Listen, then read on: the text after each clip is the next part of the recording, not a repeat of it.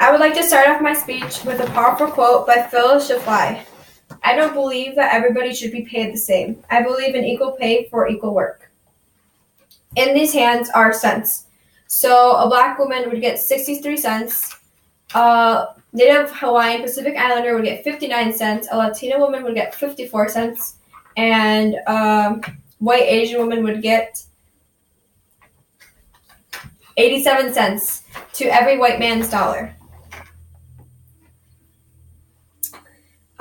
This is how the United States economy functions at this time.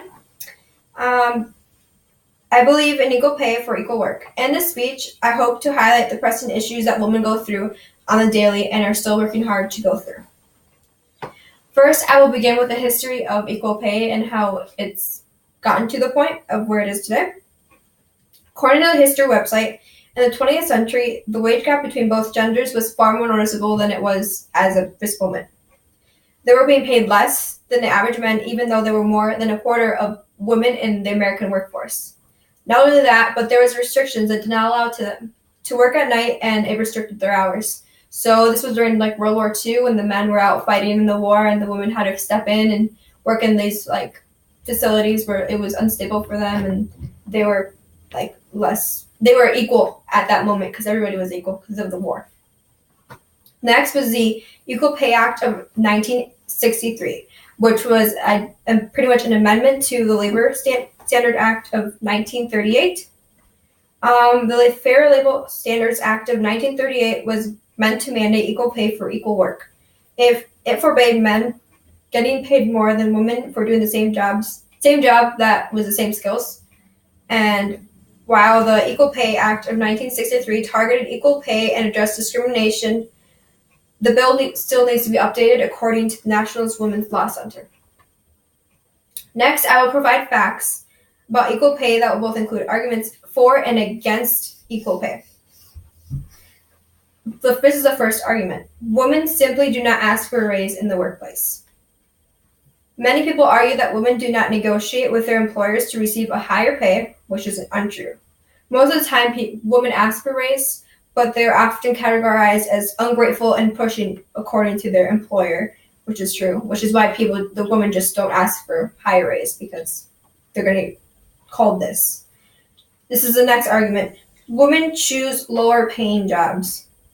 This is the reason why the wage gap exists in the first place, because women are being treated like trash and they don't get the money they need for their family, and they just choose these jobs because they're like, well, we can't get paid, but we won't. Well, we can get paid.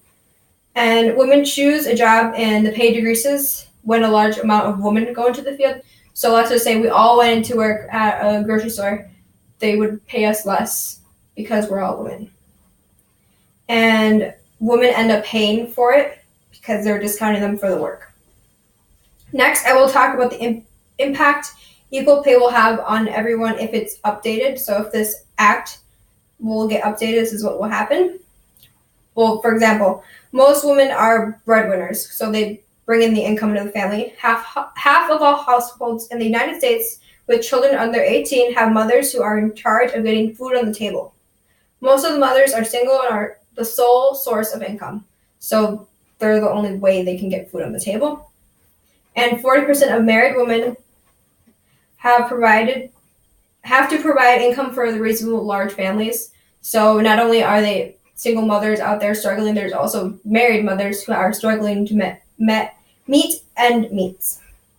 Equal pay equals a better inequality. If women were paid equally, they could help the human capital and economy overall. Failure to pay women results in the economy not receiving what it could and not helping the economy grow. So, for example, my teacher would say in class, the only reason the economy works is because us, the consumers, are paying for stuff. So we're paying for the bread, we're paying for shoes, we're paying for all that stuff. And that's how the economy works, and that's how it strives.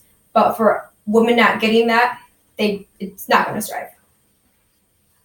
After the speech, I hope to have helped you develop an opinion on this pressing issue.